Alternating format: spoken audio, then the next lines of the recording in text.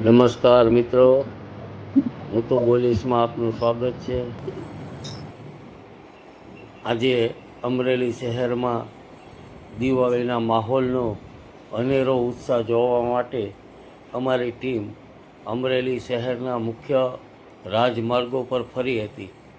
તેમાં અમરેલીની જનતા, અમરેલીના વેપારીઓ, અમરેલીના શ્રમિક વર્ગો અને અમરેલીના 18 વર્ણના લોકોમાં દિવાળીનો તહેવાર મનાવવામાં અનેરો ઉત્સાહ અને ઉમંગ જોવા મળ્યો હતો. આજે પણ દિવાળીનો રાતનો સમય હોવા છતાં લોકો હજી સુધી પણ ખરીદી કરી રહ્યા છે. આ વખતે અમરેલીમાં વેપારીઓએ અઢળક વેપાર કર્યો છે, જેમાં અમરેલી શહેરની અંદર કપડામાં, બૂટ ચપ્પલમાં, સોના ચાંદી દાગીનામાં જેવા ફૂલમાં જેવા અનેક વેપાર ધંધાની અંદર ખૂબ સારો વેપારીઓ કર્યો હતો. જ્યારે અમારી ટીમ માર્કેટિંગ યાર્ડમાંથી નીકળે અને રાજકમલ ચોક, ટાવર ચોકથી હવેલી ચોકથી લાઇબ્રેરી, નાગનાથ મહાદેવના મંદિરે, નગરપાલિકા પાસે રાજકમલ ચોકમાં જઈ અને અમે અમારી નજરે બધું નિહાળેલું હતું. આપ પણ જોઈ રહ્યા છો કે અમરેલીની જનતા આજે દિવાળીના તહેવારમાં ખૂબ હર્ષો ઉલ્લાસથી મનાવી રહી છે. અમરેલીની જનતામાં 2025માં ખૂબ જ સારી રીતે દિવાળીનો પર્વ મનાવી રહ્યા છે.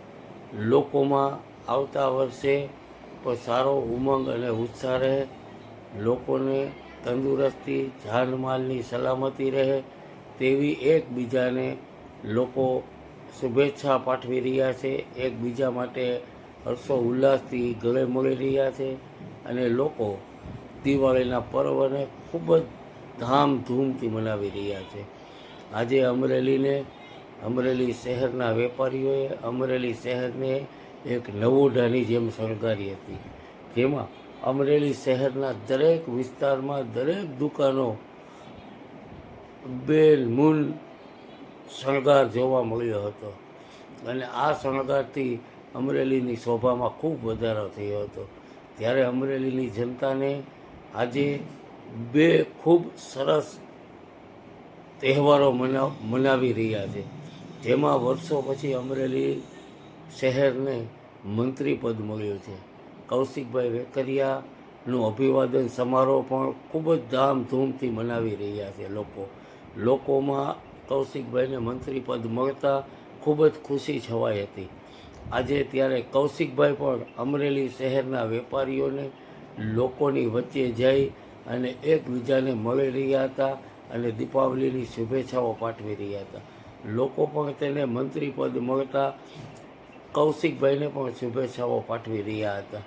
જ્યારે કૌશિકભાઈને આ મંત્રીપદ મળતા અમરેલી શહેર ભાજપ, જિલ્લા ભાજપના દિગ્ગજો પણ તેની સાથે રહી અને તેને દિલથી શુભેચ્છાઓ પાઠવી હતી. જ્યારે અમરેલી શહેરની અંદર આ મંત્રીપદ મળતા અમરેલીના લોકોમાં ખૂબ જ ઉત્સાહ, ઉમંગથી લોકો જોઈ રહ્યા છે. અમરેલી શહેરમાં લોકો કૌશિકભાઈને વધાવી રહ્યા છે. જોતા રહો, હું તો બોલીશ. અમારું ફેસબુક પેજને લાઈક કરો, શેર કરો, ફોલો કરો એવી વિનંતી. અને વારંવાર હું તો બોલીશમાં અવનવી ઘટનાઓ આપને જોવા મળશે. તેમજ આપને વિનંતી કે આપની આસપાસ કોઈ ઘટના બને તો અમોને જાણ કરો. અમે એ ઘટનાને વાચા આપીશું, લોકો સમક્ષ મૂકીશું અને હંમેશા સત્યને વાચા આપીશું અને સત્ય તરફ જ અમારો વધુ ધ્યાન રહેશે. નમસ્કાર.